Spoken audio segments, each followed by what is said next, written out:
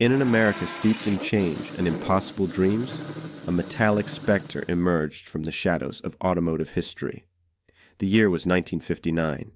Under the gray skies of Blytheville, Arkansas, two men, Waldo Kottner and Robert Bevington, joined their destinies in a pact of innovation and daring, founding the Kottner and Bevington Corporation. In an era where speed was a religion and expansion seemed limitless, they built a modern plant, a cathedral of concrete and iron dedicated to transforming Chevrolets and Buicks into unique machines. But it was on the rugged skin of Oldsmobiles that they found their true calling.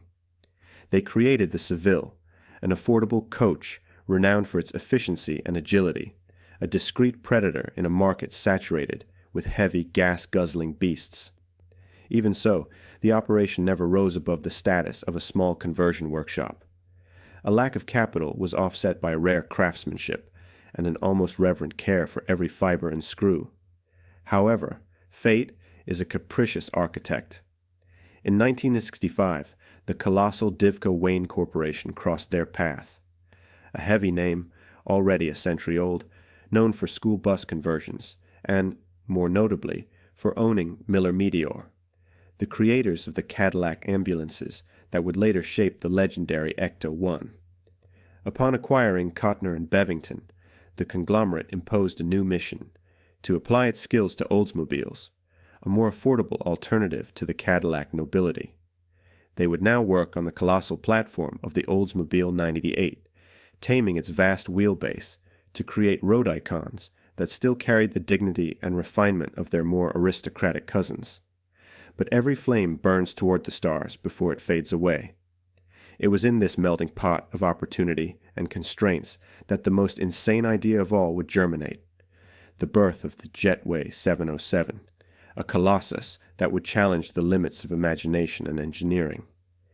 If you're passionate about these forgotten stories, where ordinary men challenged giants and tried to change the course of history on wheels, be sure to like the video, subscribe to the channel, and consider supporting us. Together, we keep the flame of these hidden legends alive. The year 1966 arrived, like thunder breaking the horizon, charged with electricity and possibilities. It was during this period that the Oldsmobile Toronado made its debut, tearing through the automotive firmament with its brutal and futuristic presence. Its huge body, bold design, revolutionary powertrain, everything about it was a challenge to convention, a mechanical roar against the monotony that plagued American roads. The Toronado carried in its rough metal heart the promise of an untamed future. A front-wheel drive platform, a V8 engine of titanic proportions, and a wheelbase generous enough to turn any automotive dream into reality. It was the symbol of American daring, of the unstoppable desire to conquer every mile of asphalt with power and grace. The restless minds of Waldo and Robert were soon set ablaze by the sight of the Toronado. With eager eyes, they imagined a new empire, an entire line of ambulances, limousines, and hearses, all molded on that powerful new platform.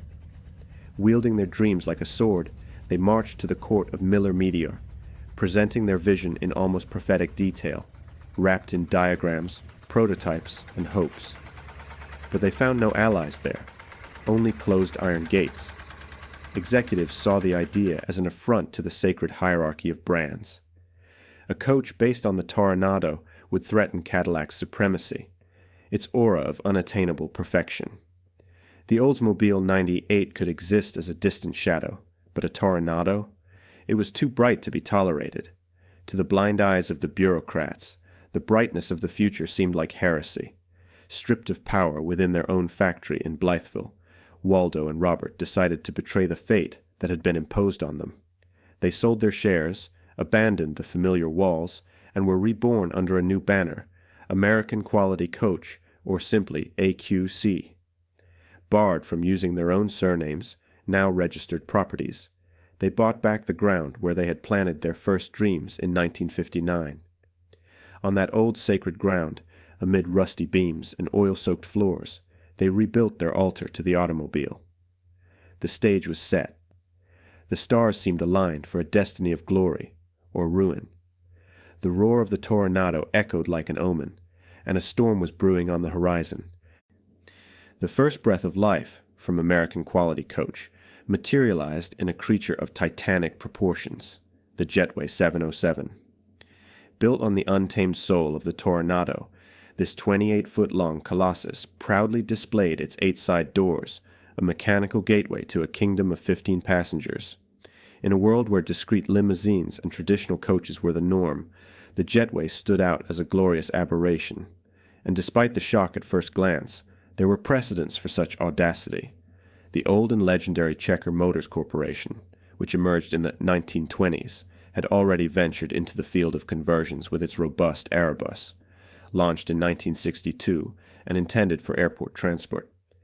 About 3,600 units were produced, using Chrysler and GM engines, proving that there was indeed a market for utilitarian monstrosities. Stageway coaches, in the 1940s, had also taken imposing Cadillacs and stretched them into airport limousines. The proposal was clear: transport more people, with more comfort and efficiency, breaking conventional limits. But the Jetway 707 was not merely a copy or an evolution. It was a declaration of war against common sense.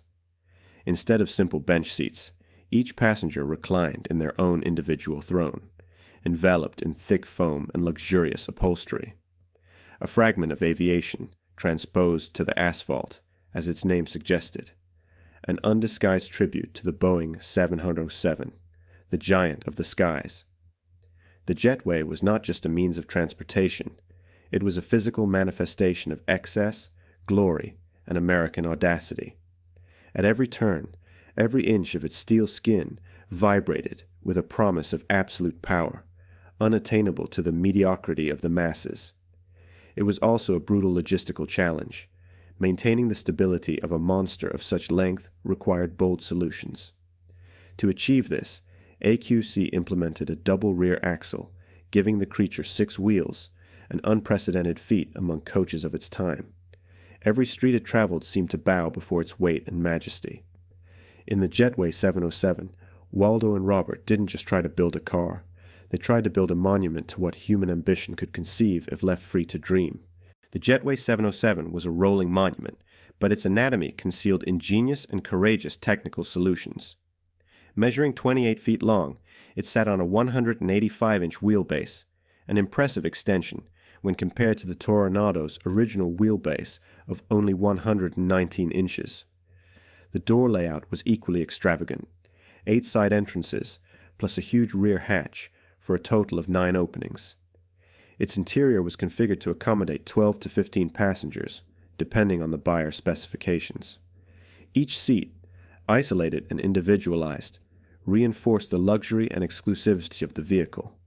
Under the hood was the monster's heart: Oldsmobile's venerable 7.5-liter rocket V8 engine, delivering 370 horsepower and a brutal 510 pound-feet of torque. An integrated powertrain called the Unitized Power Package, or UPP, was responsible for this combination of power and robustness, an engineering design so ahead of its time that it would be used without major changes in GMC motorhomes of the 1970s. The front-wheel drive architecture allowed for a flat floor, further expanding the interior space and sense of freedom. AQC advertised 100 square feet of cargo space in the trunk, although passenger testimonials suggested that the space was considerably more limited. Externally, one of the most iconic elements was the raised roof with integrated skylights, inspired by the Oldsmobile Vista Cruiser. A detail that not only enhanced the imposing silhouette, but also added functionality, illuminating the vast interior with beams of natural light. The Jetway 707 was the realization of a dream of impossible proportions, stitched together with courage and an unbridled desire for greatness.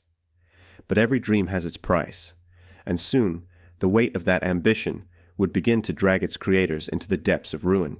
Despite all the ambition, the road to glory was covered in dense and treacherous shadows. The Jetway 707, this 28-foot-long, 6-wheeled titan, never found the home its creators dreamed of. the promise of greatness evaporated in the harsh heat of reality. The market was not ready for such extravagance, or perhaps unwilling to pay the price for the impossible. In theory, American Quality Coach planned to manufacture 300 units of the Jetway in 1968 alone. It was a bold goal, born of high hopes and an almost religious belief in the product they had created. But the harsh truth struck like an axe blow. In 3 years of struggle, less than 20% of that goal was achieved. Modern estimates suggest that between 50 and 100 Jetways were built, although, to this day, the fog of records obscures the exact numbers. Ruination was inevitable. The cost of manufacturing each Jetway was immense. Every part, every weld, every internal refinement absorbed money like an insatiable black hole. And although American Quality Coach had created a luxurious, solid, and absurdly innovative machine, the audience that could afford such a masterpiece seemed too small to sustain them. The weight of debt sank the company like a stone thrown into a dark lake. Waldo and Robert's dream, so hard won, crumbled before their eyes, taking with it the very identity of the company. Bankruptcy came quickly and cruelly, burying AQC in an unmarked grave among so many other companies that dared to fly too close to the sun. Meanwhile, the former Kottner and Bevington, now reduced to a shadow of its former self, still dragged on, producing hearses and ambulances until 1975. 5 more years of bitter life, operating under a name that no longer belonged to those who had given it life. A cutting irony that only added to the pain of failure.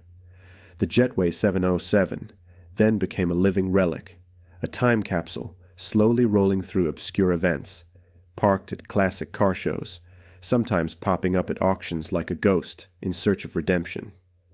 Each surviving unit is now a tangible reminder of a time when dreams could be built out of steel and also shattered by it. The roar of its rocket V8 engine, which once echoed through the streets like a promise of power and freedom, now resounds only as a funeral dirge, traveling through time to whisper to those who still dare to listen. Even the greatest monuments can be forgotten. Time, relentless in its advance, has erased almost all traces of the Jetway 707. Only fragments remain: a wind-corroded body, a faded photograph forgotten in some attic, an engine that once roared and now lies silent under the weight of rust and oblivion. Each survivor is like a living scar on the asphalt of American automotive history. The Jetway did not survive the market, but it survived in the imagination, a steel specter that still roams the roads in the daydreams of those who love mechanical rarities. Its image, with 8 doors open, like the wings of a colossal bird, has become an icon for those who understand the tragic beauty of excessive dreams. It wasn't just a machine. It was a declaration of war against the ordinary, a testament to fearless daring. At a time when the automotive industry was dominated by rigid standards and predictable formulas, Waldo and Robert dared to write a new story. They paid the highest price for their audacity, but what they left behind was not just a handful of rare cars. They left an immortal reminder that true greatness is not measured by immediate success, but by the ability to challenge the impossible. Today, every photo of the Jetway, every sigh of its forgotten engines, is a call to all who still believe in the rebellion of machines. The modern world, saturated with mass production and generic design, needs these stories more than ever to remember what it means to dream big. If you felt the vibration of this forgotten legend, if the rebellious spirit of the Jetway 707 spoke to you, like this video, subscribe to the channel, and consider supporting this project. Together, we can keep the echoes of these steel giants alive, so that their roars never completely disappear into the dust of time.